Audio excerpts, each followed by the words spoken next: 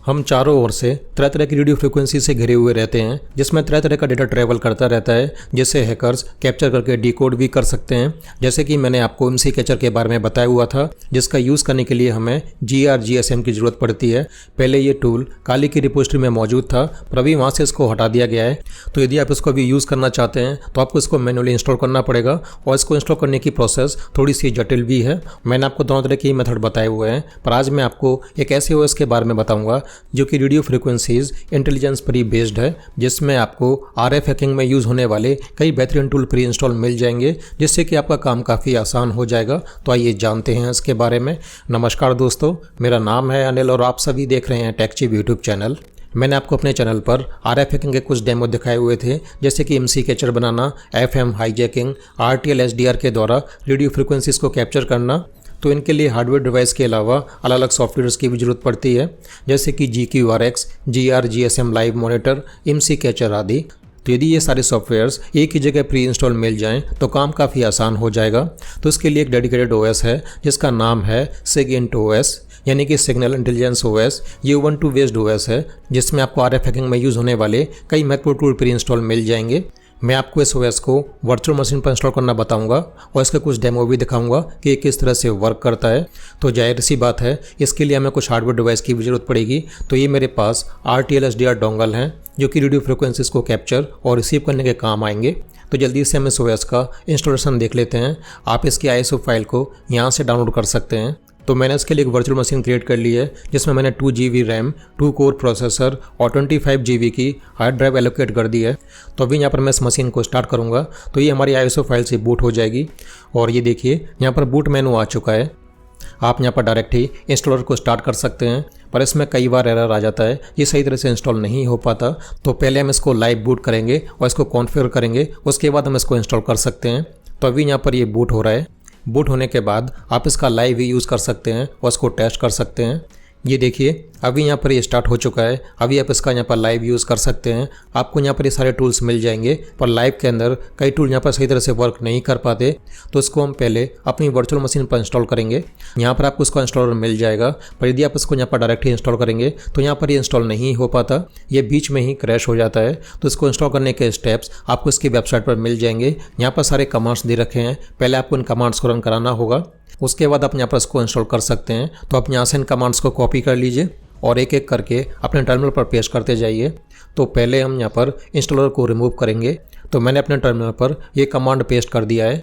उसके बाद यहाँ से अनइंस्टॉल हो जाएगा। फिर उसके बाद हम यहाँ पर इसको वापस से इंस्टॉल करेंगे।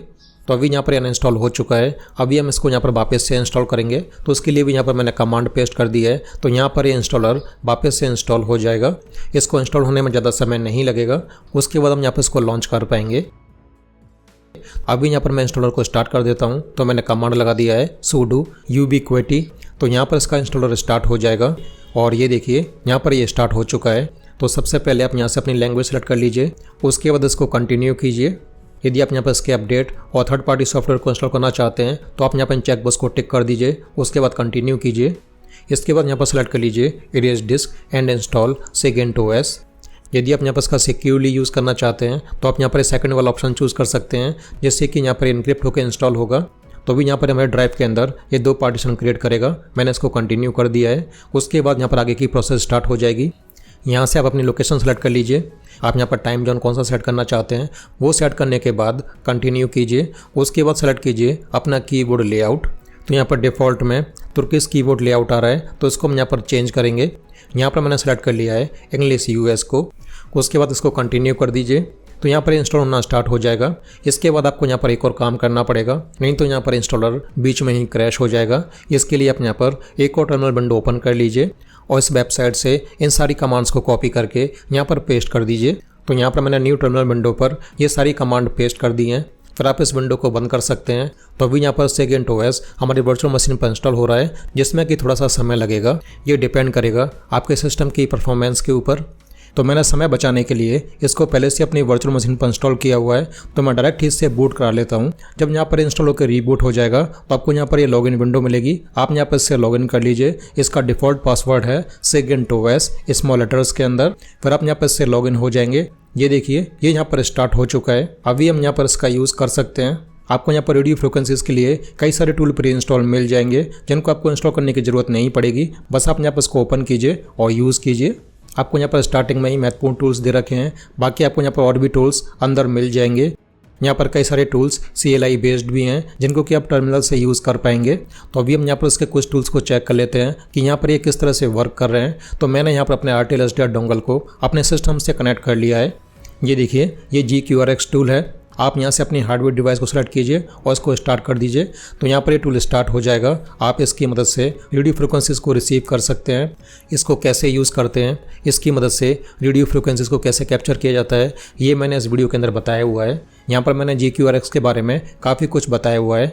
आप इसकी ज़्यादा जानकारी के लिए इस वीडियो को चेक कर सकते हैं कि इसका यूज़ कैसे करना है। इसके अलावा आपको यहाँ पर एक बहुत ही बेहतरीन टूल मिलता है, SIGINT-OS टूल, जो कि कई सारे बेहतरीन रेडियो फ्रिक्वेंसी हैकिंग टूल्स का कलेक्शन है। ये देखिए, ये टूल यहाँ पर स्टार्ट हो चुका है और आप नीचे देख सकते हैं यहाँ पर मेरी RTL SDR डिवाइस कनेक्ट है। बाकी यहाँ पर HackRF या Blade RF का भी यूज़ किया जा सकता है, पर ध्यान रहे RTL SDR केवल रिसीविंग डिवाइस है। बाकी HackRF और Blade RF device radio frequencies को ट्रांसमिट भी कर सकती हैं। और यदि आप बिना लाइसेंस के और बिना परमिशन के रेडियो फ्रिक्वेंसीज़ को ट्रांसमिट करते हैं तो ये गैरकानूनी हो सकता है। तो आप यहाँ पर इस बात का खास ध्यान रखें। जैसे कि आप यहाँ पर पहला टूल ही देख लीजिए जो कि FM ट्रांसमीटर का काम करता है। आप यहाँ पर कोई भी रेडियो फ्रिक्वेंसी सेट कीजिए, उसके बाद अपनी ऑडियो वेव फाइल को सेलेक्ट कीजिए और क्लिक कर दीजिए स्टार्ट FM ट्रांसमीटर पर। तो यहाँ पर वो ऑडियो फाइल उस फ्रीक्वेंसी पर ट्रांसमिट होना स्टार्ट हो जाएगी, जिसे किसी भी FM ट्यूनिंग डिवाइस से रिसीव किया जा सकता है। पर जैसा कि मैंने आपको बताया कि RTL SDR डिवाइस केवल रिसीविंग डिवाइस है, इससे ट्रांसमिशन नहीं किया जा सकता। तो इसके लिए हमें दूसरी डिवाइस की ज़रूरत पड़ेगी। यही सेम प्रोसेस मैंने रास्पबेरी पाई की मदद से भी बताई हुई है कि यहाँ पर कैसे FM को हाईजैक किया जा सकता है, किसी भी फ्रिक्वेंसी पर ऑडियो फाइल को कैसे ट्रांसमिट किया जाता है। इसके लिए आप ये वीडियो चेक कर सकते हैं जो कि मैंने डेमो के लिए बताया हुआ है।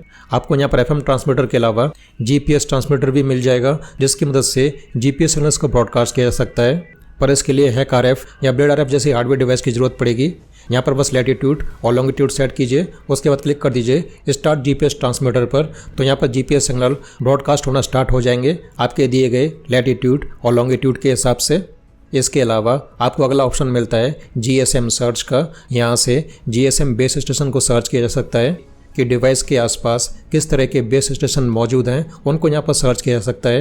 यहाँ पर आपको GSM के टाइप भी मिल जाएंगे कि आप यहाँ पर कौन से टाइप का बेस स्टेशन सर्च करना चाहते हैं, वो यहाँ से सेलेक्ट किया जा सकता है और उसके बाद उसको सर्च किया जा सकता है।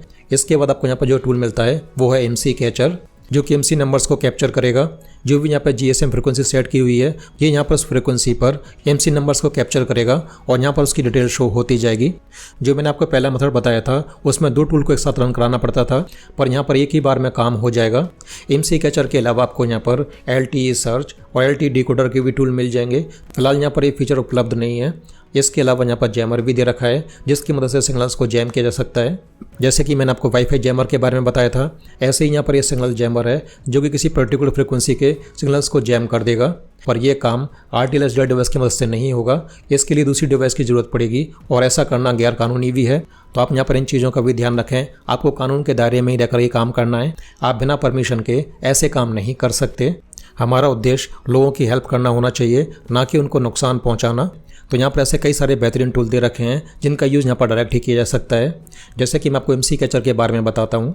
यहाँ पर कोई भी GSM फ्रिक्वेंसी सेट करने के बाद इसको स्टार्ट किया जा सकता है। यहाँ पर कौन सी GSM फ्रिक्वेंसी सेट की जाए वो GSM सर्च में जाकर फाइंड की जा सकती है, या यहाँ पर GRGSM का भी यूज़ किया जा सकता है। यहाँ पर GRGSM प्री इंस्टॉल मिल जाएगा। जैसे कि यहाँ पर मैं आपको दिखाता हूँ, यहाँ पर मैंने GRGSM लाइव मॉनिटर को एक पर्टिकुलर फ्रीक्वेंसी पर स्टार्ट कर दिया है और आप देख सकते हैं यहाँ पर ये टूल स्टार्ट हो रहा है। और ये देखिए यहाँ पर इस फ्रिक्वेंसी पर इन्फॉर्मेशन कैप्चर हो रही है। तो यहाँ से भी किसी पर्टिकुलर फ्रिक्वेंसी को फाइंड किया जा सकता है और फिर उसके बाद यहाँ पर उस GSM फ्रिक्वेंसी को यहाँ पर सेट करके MC कैचर को स्टार्ट किया जा सकता है और फिर वो उस फ्रिक्वेंसी पर IMSI इन्फॉर्मेशन को कैप्चर कर लेगा। तो मैं आपको यहाँ पर इसके बारे में ज़्यादा नहीं बता सकता। IMSI क्या होता है, ये किस तरह से वर्क करता है, ये सब मैंने पहले बताया हुआ है। इसके लिए आप मेरी cybertube.net वेबसाइट पर ये कोर्स विजिट कर सकते हैं। तो ये है SIGINT-OS, जो कि स्पेशली रेडियो फ्रिक्वेंसी पर ही बेस्ड है। आपको यहाँ पर रेडियो फ्रिक्वेंसी के लिए यूज़ होने वाले कई बेहतरीन टूल प्री इंस्टॉल मिल जाएंगे। पर आपने यहाँ पर एक बात गौर की होगी, ये OS थोड़ा सा पुराना है, पर जैसे कि ये 1.2 बेस्ड OS है तो आप इसको मैनुअली अपडेट भी कर सकते हैं। जैसे कि देखिए यहाँ पर ओल्ड कर्नेल वर्जन यूज़ हो रहा है, तो आप यहाँ पर इसको अपने हिसाब से अपडेट भी कर सकते हैं। आप इसके सोर्स लिस्ट के अंदर लेटेस्ट रिपोजिटरी को सेट करके इसको अपडेट कर सकते हैं। तो बताइए दोस्तों, ये जानकारी आपको कैसी लगी? यदि आपको वीडियो पसंद आया तो वीडियो को लाइक ज़रूर कीजिएगा और कमेंट करके बताइएगा कि आप इस तरह की वीडियो और भी देखना चाहते हैं। और यदि आपका एथिकल हैकिंग और साइबर सिक्योरिटी में इंटरेस्ट है तो आप मेरे cybertube.net और techchip.net वेबसाइट को जरूर विजिट कीजिएगा। आपको वहाँ पर मेरी प्रैक्टिकली काफ़ी सारी वीडियोस मिलेंगी। यहाँ से आपको काफ़ी कुछ जानने को भी मिलेगा। और आपने अभी तक चैनल को सब्सक्राइब नहीं किया है तो इसी तरह की बेहतरीन जानकारियों के लिए चैनल को सब्सक्राइब कर लीजिएगा। बेल आइकन को प्रेस करके जरूर रखिएगा ताकि यहाँ पर मेरी कोई भी नई वीडियो आए वो मिस ना हो पाए। तो अभी के लिए मैं आपसे इजाज़त चाहूँगा। जल्दी ही मुलाकात होगी ऐसे ही किसी वीडियो के अंदर। नमस्कार।